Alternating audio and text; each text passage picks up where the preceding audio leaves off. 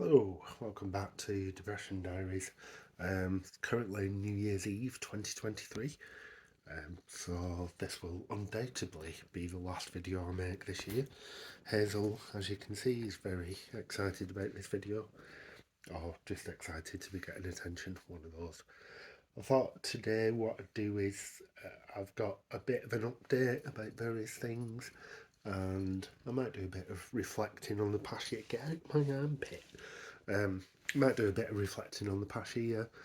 I've also got some janky tech stuff to show off, which some people might be interested in, or some people might not.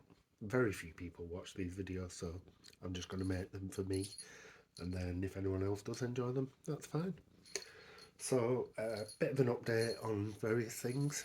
I've been referred to Psychiatry UK, which is a private company, but they do take referrals from NHS GPs for ADHD assessments. I've been referred there for an ADHD assessment, filled the forms in for that yesterday or the day before. One of the forms has to be filled in by someone who's known you since you were 12.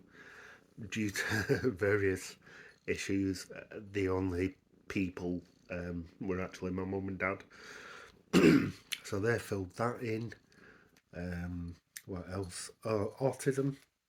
I've been referred to Greater Manchester Mental Health Trust, Mental Health Services, for an autism assessment.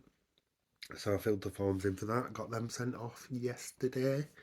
Again, there's a bit that parents have to fill in, which was quite interesting, actually, just reading what my mum had written about how I never had any friends at school. I might have mentioned this before, but parents got called into school once because I was sat banging my head on the wall due to frustration. Yeah, there was a comment my mum made that her and my dad always felt like I thought they were stupid, which, I've no real memory of my childhood, but that can't have been very nice for them. So yeah, that was interesting. Anyway, so that's the update. Over the Christmas period, obviously, I've been off work. My wife has been working some days, so I've been looking after the kids myself, which has been quite stressful, I guess. I find it difficult sometimes looking after the kids, because yeah, I don't know how to engage with them sometimes. Like the elder one, who's now nearly 7, I can play Lego with her, or I can, do like constructive play with her. But the younger one, who's 4, she quite often wants to play pretend. Um, and yeah, I don't really know how to engage with that. I find that really difficult. But I do try my best. Um, I think that's been fine. I mean, like, it'd be much easier if I could take them out, if I could go to the park or something with them, but that's even more difficult. I find that really stressful. Just like keeping an eye on them both, and also being aware of what's going on around me and my general issues with going outside. Yeah, it's not really good. Speaking of which, you can tell I've not managed to have a haircut yet. I did say about 3 weeks ago, 2 weeks ago, that I needed to go out and get my haircut, but still not actually managed that. I was just going to shave it all off, but then my wife shouted at me and said she likes me having her, so yeah, can't do that. Anyway, that's the update. It's the end of year. I think it's kind of generally time to reflect on how the year's gone. This year's been a bit of a weird one. So I'm in my second year of working at the BBC. This is usually around the time I'd be looking for another job. And actually, I did start looking for another job. You know, I've started getting bored of what I'm doing, having difficulty focusing. The work I'm doing has gone more to sort of BAU type, business as usual type stuff, rather than being involved in like solving problems for a particular project. And this is about the time I'd usually start looking for another job. Like I said, I have started looking for another job. And then I realised that I didn't actually want another job. I really enjoy working for the BBC. It's a really nice environment, really nice people. I've probably been over all this in other videos, but I don't remember it, so you'll have to put up with it again. So yeah, I started, actually, that's what started all this whole journey of ADHD and autism and everything else that's wrong with me. Just the fact that I didn't enjoy what I was doing, but I didn't want to move jobs, so I started doing some introspection. I stopped taking antidepressants as well at one point, which probably contributed to my complete mental breakdown in about October, I think it was. I think when I started making these videos, might have been November.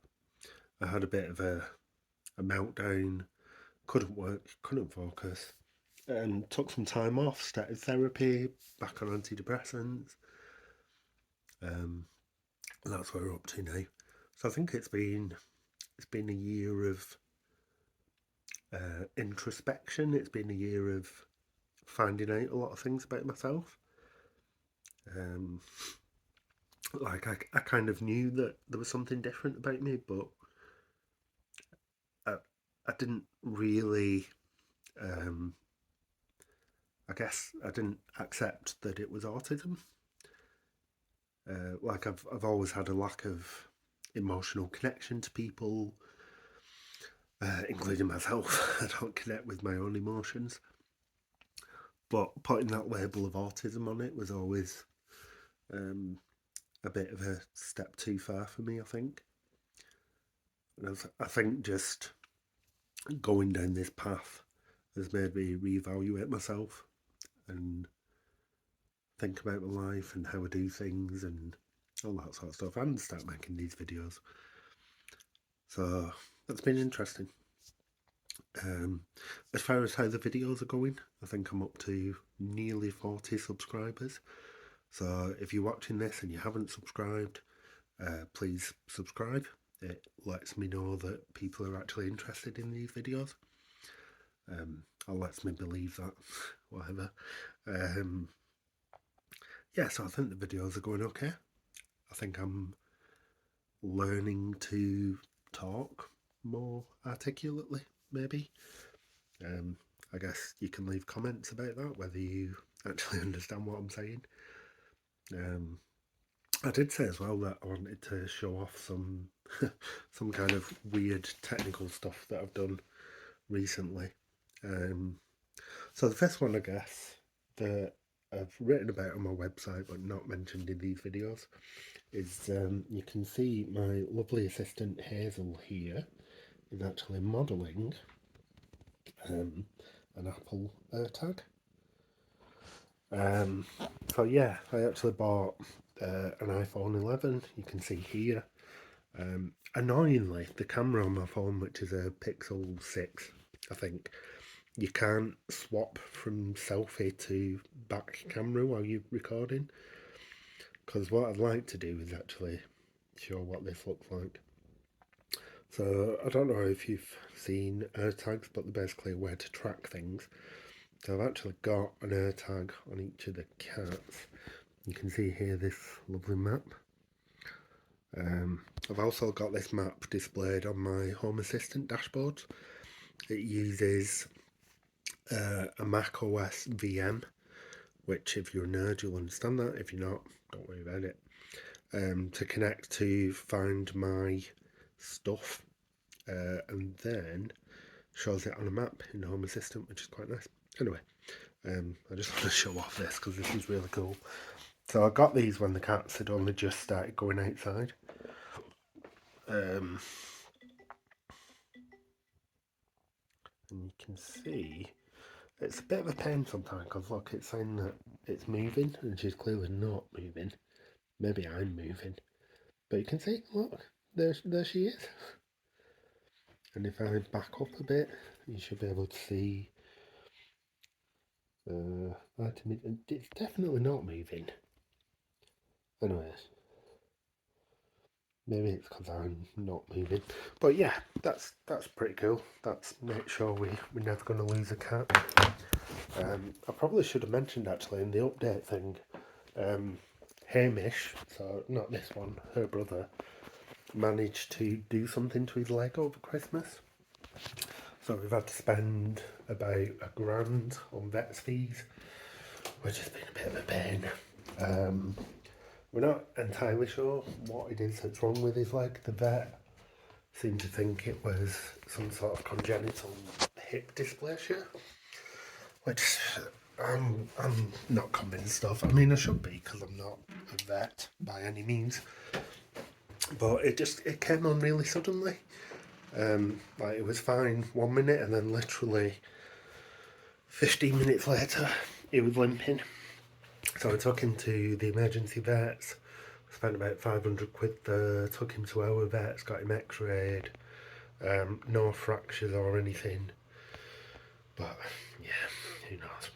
Anyway, above my head, just sort of here, you can see the actual thing that I wanted to talk about.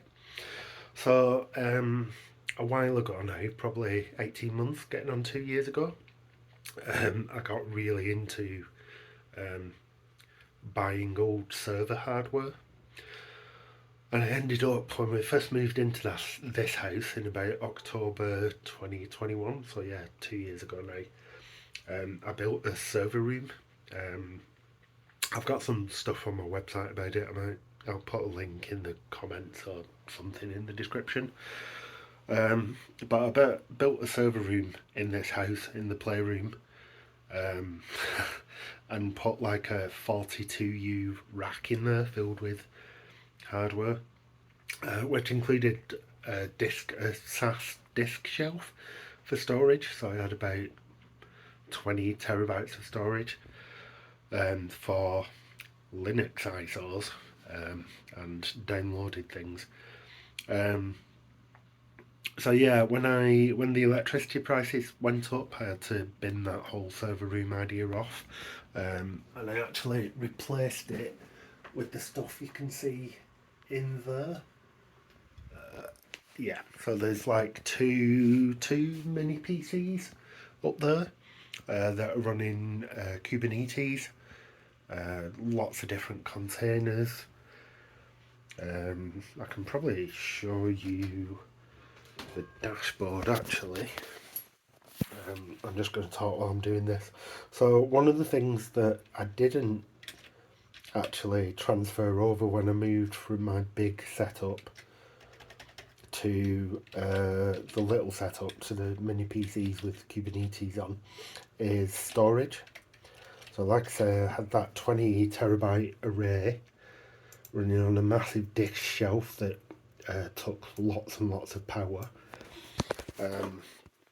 And I never really sorted out storage. What I did when I got rid of that server room is just uploaded all that data to a service called Wasabi, which is like an S3 compatible online storage. And all that data has just been sat there. I think there's about 4 terabytes. All that data has just been sat there since then.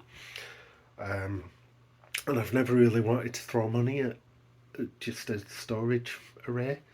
I think SATA drives currently on eBay. So SATA is like the consumer drive technology. I don't know why I'm saying that. If you've got no interest in technology, you won't even have made it this far. But just a quick look on eBay. So a 4 terabyte SATA drive is currently 40 quid on eBay. If I wanted to set up a new storage array, I'd probably want at least 2 drives to give me 8 terabyte plus another drive for parity. So looking at 120 quid just for the drives. The only spare PC I have, which is this one, which is running a little mini ATX motherboard. It's only got 2 free SATA ports, so I need a SATA card, all the rest of it. I think I'm probably looking at 150 quid for 8 terabytes, and that, like, me being me, I don't think I'd be happy with 8 terabytes, so I'd probably want 4 drives, to be honest. To be 160 quid, you're looking at 200 quid. But then I happened to spot on eBay that SAS drives, which are the enterprise drives, so this kind of thing. This is an HP one, it's 4 terabyte drive. You can pick those up much cheaper. Enterprise gear second hand tends to be a lot cheaper than the consumer stuff, just because the market's a lot smaller. So the SAS drives, which come out of servers, I can get a 4 terabyte one of those for a tenner, with like £5 postage. So a quarter of the price, a bit over a quarter of the price, because it's got postage on. I don't know what postage is like on the SATA drives. Anyway, so like a quarter of the price. So I bought 6 of those for 80 quid. The only problem with SAS drives is that most consumer motherboards don't come with SAS ports. So what I did, I happened to have a PCIe SAS controller card that I'd kept out of one of the servers that I got rid of. And I bought this handy dandy thing, which I don't know if you can see this. This is actually a SAS backplane from an HP server. It cost me 9 quid, I think. I've got 2 of them. One of them's actually running up there. I'm going to see if I can get up there and show you that in a minute. Exciting. Anyway, this is a SAS backplane. So this, you plug your SAS cable from your controller in there. It's got 4 drive ports. This usually sits behind like a drive cage, like a metal drive cage in the front of the server. You slide your drives into it and boom, they're connected. It's also got power ports. Some of the backplanes you get have like specialist connectors on them, that you need to figure out what each pin's for and stuff, but this is standard Molex, so most power supplies will have a connector for that. So that was a tenner. Like I say, I got 6 drives for 80 quid. I'm currently only using 4 of them. And then the final piece of the puzzle, sorry, just dragging my chair over. Hope health and safety never see this, because what I'm about to do is stand on this chair so I can access that up there. So just bear with me a second. This might end up on one of those fail videos. I might go flying. But bear with me one sec. Oh, there we go. Ooh, that's a bit wobbly. Right, okay, so here we go. So that's the array. There you go, there's 4 drives there. You can actually see I've constructed a drive cage out of Lego. Yay, because I already had Lego. It's probably more expensive than an actual drive cage, because it's probably like, given Lego's current prices, it's probably about 40 quid worth of Lego there. And it's got this LED fan on it, which is the only fan that I could find, keeping it all cool. It's running Unraid, which is a paid for OS. Usually I'd tend to go for open source stuff, but there's been some issues with ZFS recently, which is the open source file system I'd usually use. So what I've done, I've got Unraid. You can see the Unraid dashboard here. I've got my share here. You can see it's got 12 terabytes. So we're using 3 of the disks for data, 1 for parity. I've then got another 2 disks here, and another backplane, and another cable, and the card that's in that PC does have another connector on it. So what I might do is use one of the drives for a hot spur and then the other one for cache. Not really decided that yet. The drive cage situation, like I say, I do have the Lego one, which is not the best. It's a bit flimsy. There was lots of balancing on chairs and swearing getting it up there. So I actually started 3D printing a drive cage. Unfortunately, I'm not sure if I'll be able to show this with the drive that I've got, but unfortunately the drives do not fit in the drive cage. So I think my 3D printer is printing things slightly too big. I've printed off some calibration cubes, so I need to have a bit of a mess around with the 3D printer. Leave the chair right away. You can see the 3D printer here. This video has completely digressed from the usual depression mutterings, but anyway, there's a 3D printer. I'll just switch it on so you can see. Ta-da! Anyway, yeah, so I need to calibrate that so I can print off another drive cage. And then what I'm thinking of doing is, you see on the case, this big panel here that says Cooler Master on it. See if you can see that. Yeah, Cooler Master. Behind that there's quite a lot of space, so I think if I cut that panel out, I might actually be able to fit 4 drives in there in a drive cage.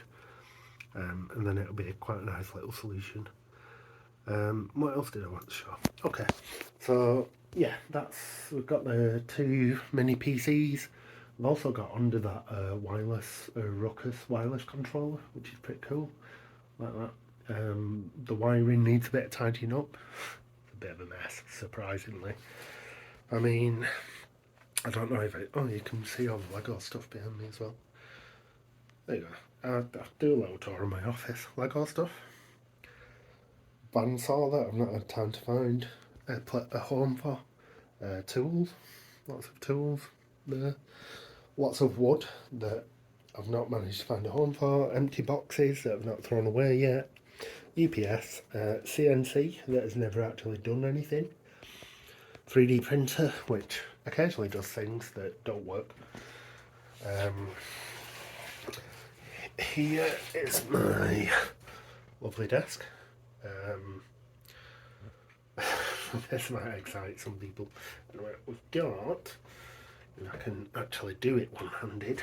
I don't think I can, but I can stick my foot up there.